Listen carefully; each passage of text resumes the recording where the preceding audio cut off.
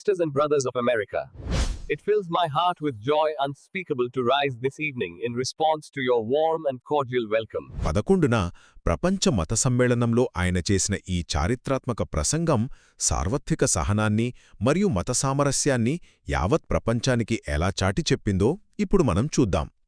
సరే, మొదటిది. ప్రసంగం ప్రారంభంలోనే ఆయన అమెరికా సోదర సోదరీమణులారా అని పిలవడం, అలాగే అన్ని మతాలను సత్యాలుగా స్వీకరించే సార్వత్రిక సహనం గురించి మాట్లాడటం అసలు కేవలం ఒక చిన్న పలకరింపు ఆనాటి పాశ్చాత్య సభవాతావరణాన్ని, వారి ఆలోచనా విధానాన్ని క్షణాల్లో ఎలా మార్చేసిందో మీరు గమనించారా?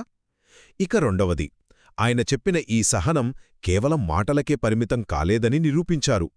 రోమన్ల దాడుల నుండి తప్పించుకున్న ఇజ్రాయేలీలకు, అలాగే జొరాస్ట్రియన్లకు మన భారతదేశం ఎలా ఆశ్రయమిచ్చిందో ఆయన చాలా స్పష్టంగా వివరించారు. కొంచెం ఆలోచించండి.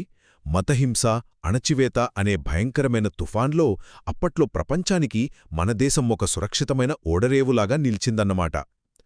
చివరిగా, మత మౌఢ్యం మరియు ఉన్మాదం వల్ల మానవ సమాజం ఎంతగా నాశనమైందో ఆయన గట్టిగా హెచ్చరించారు. విభిన్న నదులన్నీ సముద్రంలో కలిసినట్లు అన్ని మతాలు ఒకే దేవుణ్ణి చేరుకుంటాయని భగవద్గీతను ఉదహరిస్తూ చాలా చక్కగా చెప్పారు. సో ఇక్కడ నాకో డౌట్. 1893లో ఆయన హెచ్చరించిన ఆ మత విద్వేషాలు అనే రాక్షసులతో మనం ఈరోజుకీ పోరాడుతూనే ఉన్నామా? మతమనేది కత్తులతో లేదా కలాలతో మనుషులను విభజించేది కాదు. అది సహనంతో మానవాళిని ఒకే గమ్యం వైపు నడిపించే వారధి.